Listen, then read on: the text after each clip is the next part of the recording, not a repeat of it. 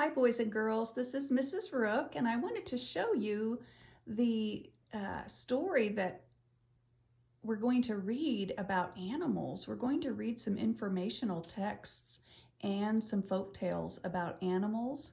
Our Unit 4, Animals Everywhere, is so fun because it gives us lots of ideas to think about animals, what we know about animals, and what they're like. So the first picture in our book is of a giraffe, and the question asks, how do animals' bodies help them? And so you can just look at that picture and decide for yourself about what you know about giraffes. Maybe you've seen them at the zoo or in just pictures of books about animals like this one. What can you tell about it that helps the giraffe to live? It has a very unique neck, doesn't it? This animal has an adaptation. That means that it has something special about its body that helps it. The animal here, the giraffe, its neck helps it to reach leaves that it eats that are way high up on the tree. So the giraffe can eat the leaves that would be too far for us to reach, but because they have such a long neck, their necks help them to get their food. Isn't that interesting how those giraffes have the long neck? This is a folk tale that we're going to read this week. It's about a snail and a frog. And the title of our story is called Snail and Frog Race. I hope you enjoy listening to this story as I read it aloud to you.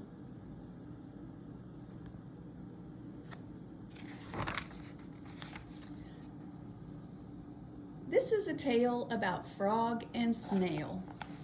One splendid day, Snail sat in the grass. Just then, Frog hopped past. So there's the snail in the grass, and the frog hopped past. Looks like they're having summer because the sun is out and it's warm, it looks like, and the grass is green. Not like here today where we're having snow, is it? Let's play, said Snail. Yay, said Frog. Let's race to our school. Yes, said Snail. To win, we must get inside the gate. So there's the snail, there's the frog. They're going to have a race to see who can get inside the gate first.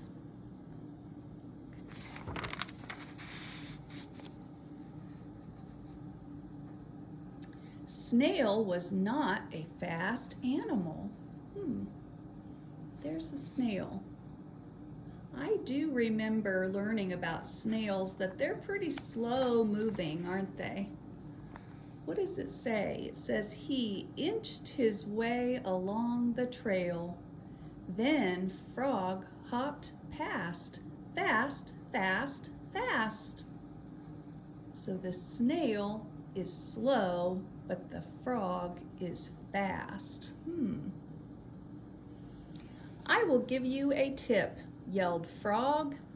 Hop like me and don't carry that big shell. I can't hop. I don't have long legs, said Snail. And this shell is home. So the snail has a shell that is its home, and the snail moves very, very slow. But the frog has long legs that help it to hop fast, fast, fast. The snail keeps moving along, and the frog says, I will win then, yelled Frog. At this rate, it will take you 8 days. Frog hopped past, fast, fast, fast. Snail inched along the trail. Inched. That means he could go only a little bit at a time. Inch by inch, very slow. Then Frog came to the gate, right there at the school. See, it says school up there, and there's the gate. And there's the frog. I made it, she bragged, but the gate was locked. Frog hopped up, but the gate was too big.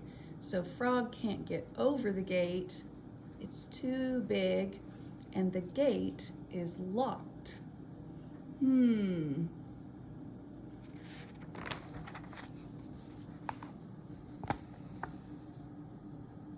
Frog sat and waited for Snail. At last, Snail came. I can't get in, wailed Frog.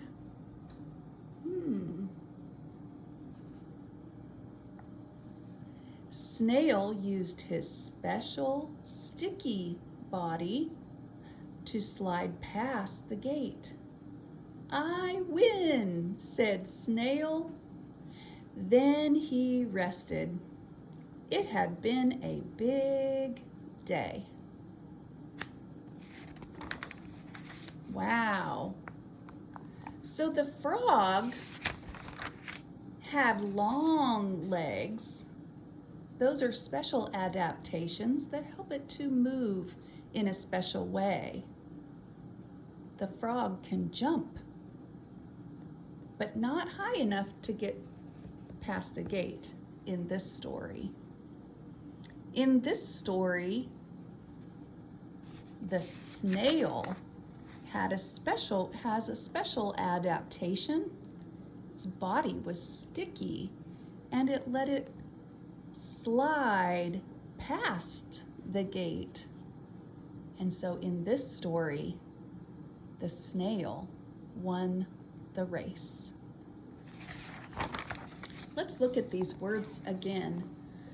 It says to read these sentences, and then when you get back to school, you'll have an opportunity to look at these pictures and read these sentences, and then write a sentence of your very own. But today we're just going to look at it. This sentence is talking about penguins. Penguins have special adaptations that let them live in the cold part of the world in Antarctica. Penguins can move in a special way, and that's what this sentence says. And this word up here is special. S-P-E-C-I-A-L, special. Penguins move in a special way. Have you ever thought about how penguins move? Look, they have little webbed feet, don't they? And they don't go real fast on their feet. They kind of waddle, and they go, their webbed feet help them so they don't fall down on the ice and the snow. And they have curved bodies that help them to swim in the water. And they have short little pointed beaks that help them to eat fish. And they have feathers on their body that helps to keep them warm. And they're insulated with fat, aren't they? Because they live in a cold part of the world. They are very fast swimmers, and their bodies are designed to help them to swim through the water. Here's another animal.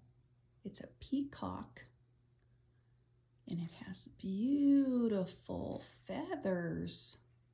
When they fan their feathers out, they have beautiful feathers. It says a peacock has a splendid tail. This word is splendid. There is splendid, S-P-L-E-N-D-I-D, splendid. Another word that might mean the same as splendid might be wonderful. This peacock has a wonderful tail. It's very beautiful. And if you ever can see one up close, their feathers are like iridescent and multicolored. Very beautiful. I read that peacocks can grow a tail of over 200 feathers. Wow. And if an enemy tries to get the peacock, it has a sharp beak and pointy claws on its feet. And if it tries to bite it, the feathers come off to protect the peacock. And it can lose its feathers without hurting the peacock. Well, I thought I'd read some more information out of this book I found at my house. I thought it was so interesting. And when we get back to school, I might share some of this book with you because I forgot that I even had this book at home. But here's a picture of a polar bear. Polar bears also live in the Arctic, as well as walruses. And here's a picture of a polar bear up here. This is a dot-to-dot page, and this is a walrus. And it says to write the name of the animal, polar bear, right there. And then this question asks, how many tusks does a walrus have? Well, the tusks on a walrus are long. They're two great big tusks in front, almost look like front teeth, don't they? So we can see that they have two tusks on the walrus. And then it says, unscramble these letters to find the name of the pole that is in the Arctic. And we know that there are two poles. One is in the north, and it's called the North Pole. And then one that's in the south, called the South Pole. We have the North Pole, and then we have the South Pole. This little fact here says, did you know people who live in the Arctic are named by two names, Inuit or Eskimo? And then I have one more page I want to read to you because I thought this just was so cool to read about these animals. And since it's so cold outside, we could almost relate, couldn't we? It feels like we're in the Arctic. Oh my goodness, it's so cold outside. I hope that you're staying in warm. This title of this page is called Antarctica. And it says Antarctica is a large continent at the most southern point of the world. Southern, so that means south, doesn't it? And then it says, can you unscramble these letters to write the name of the pole that is in Antarctica? So in Antarctica, which is one of our continents, it's the South Pole, isn't it? Penguins huddle together in groups to keep warm. How many penguins can you count in this scene? How many penguins are there? And did you know that the penguins huddle together? That's another one of their adaptations, so they survive in the winter cold in Antarctica. There's 1, 2, 3, 4, 5, 6, 7, 8, 9, 10, 11, 12, 13, 14. I counted 14. There's 3 in a row right there. They're kind of close together and hard to see, but I counted 14 altogether. Can you trace the name of this type of whale that lives in Antarctica? Killer whale is the name of that animal. Killer whale, right there. And then it says circle the words that complete these sentences. Ooh, this gives us some interesting facts about Antarctica. Let's see what it says.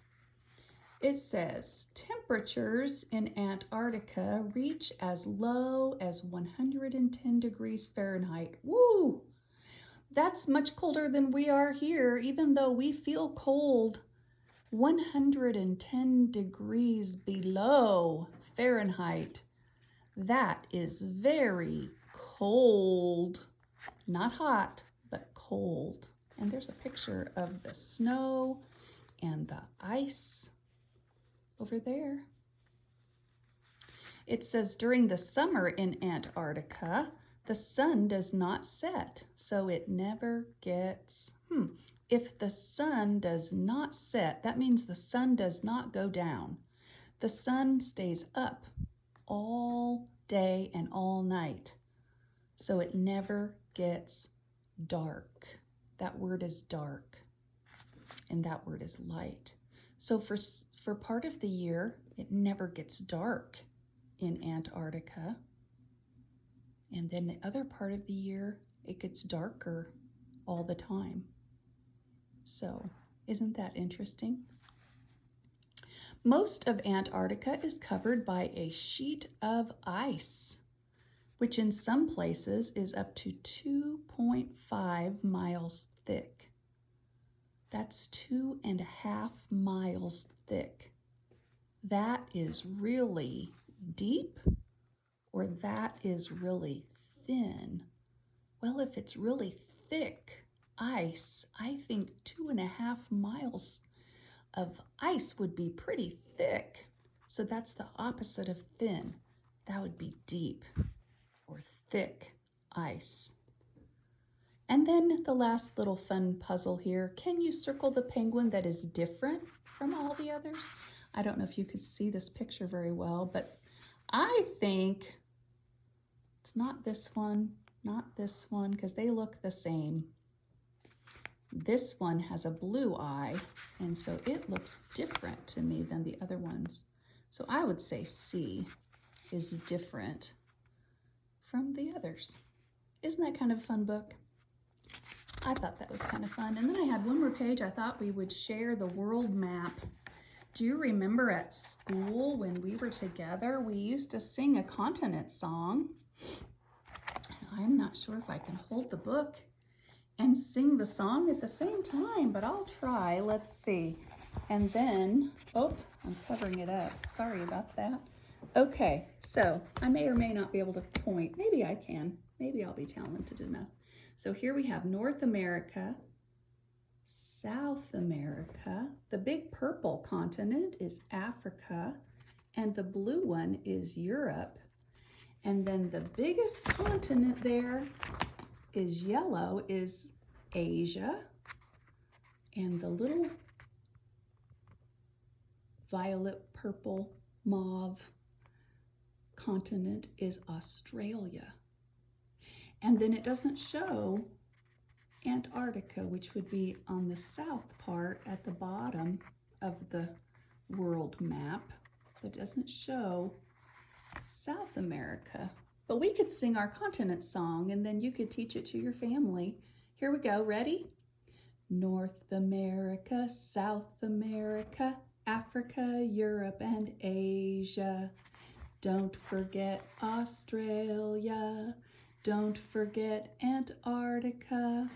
North America, South America, Africa, Europe, and Asia. Good job. We love that song, and it helps us to learn, doesn't it? Okay, so I'm going to put that book away. And then I thought, sorry, I keep covering up my camera. I thought I would read to you a couple of other stories about animals.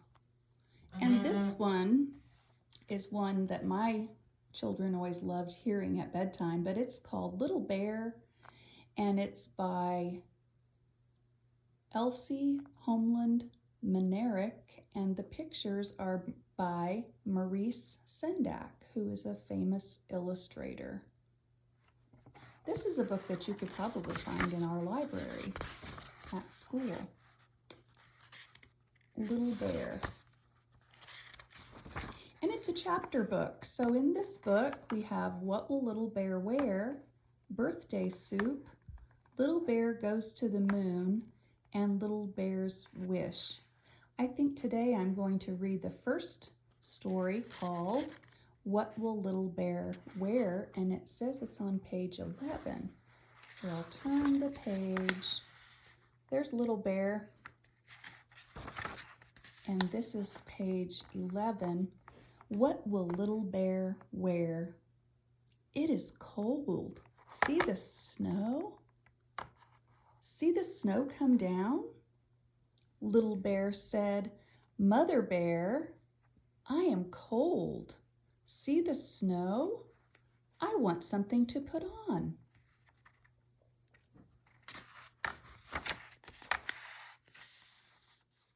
So Mother Bear made something for Little Bear. See, Little Bear, she said, I have something for my little bear. Here it is.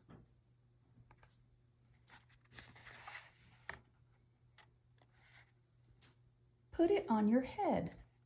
Oh, said Little Bear, it is a hat. Hooray! Now I will not be cold. Little Bear went out to play.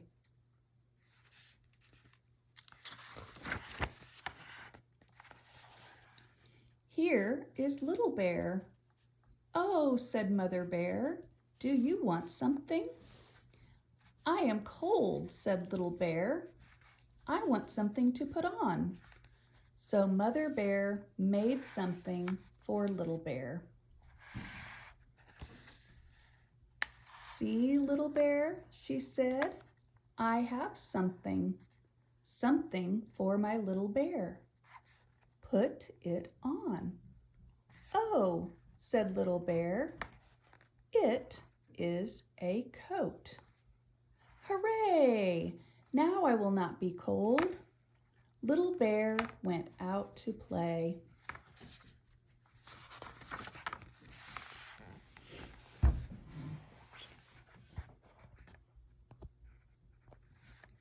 Here is Little Bear again. Oh, said Mother Bear, do you want something? I am cold, said Little Bear. I want something to put on. So Mother Bear made something again for Little Bear. See, Little Bear, she said, here is something for my little bear. Now you cannot be cold. Put it on. Oh, said Little Bear, snow pants, hooray! Now I will not be cold. Little Bear went out to play. There's Little Bear with his hat and his coat and his snow pants.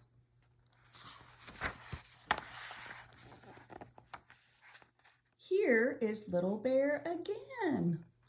Oh, said Mother Bear, what can you want now? I am cold, said Little Bear. I want something to put on.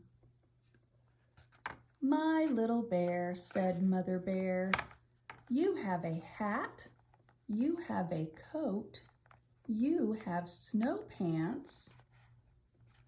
Do you want a fur coat too?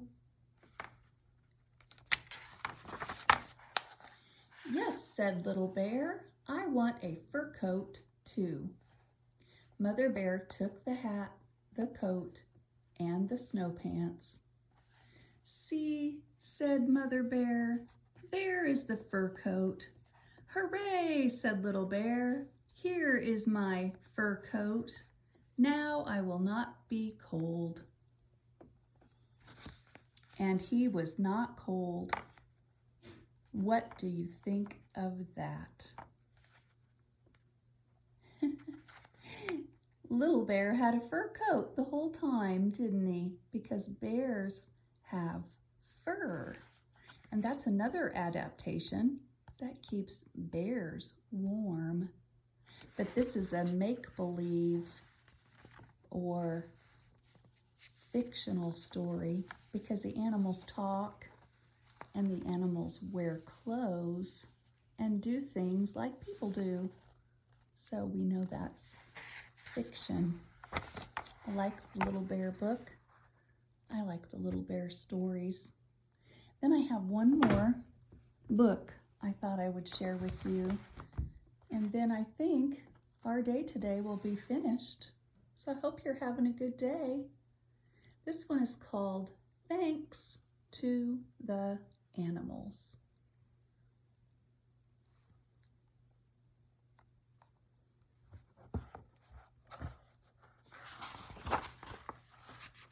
Thanks to the Animals by Alan Sakabason, and he is a storyteller, and it's illustrated by Rebecca Ray.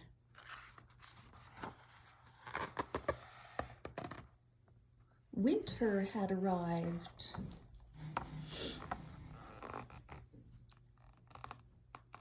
Jutum worked for days preparing for the trip north with his family.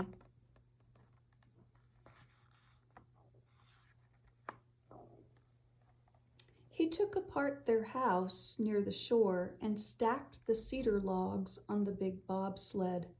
Everyone helped. They're taking apart the house and they're moving it on this sled. That would be different, wouldn't it?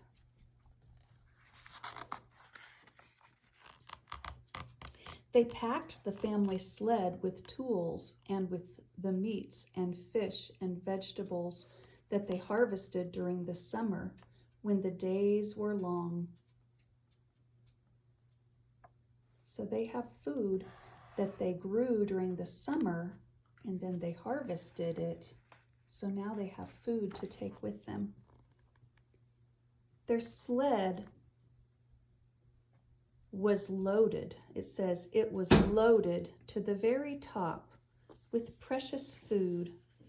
But Jutim made sure there was room for his children to ride in the back. So there they are, getting everything ready on their sled, and Jutim makes sure that there's room for the children on the back.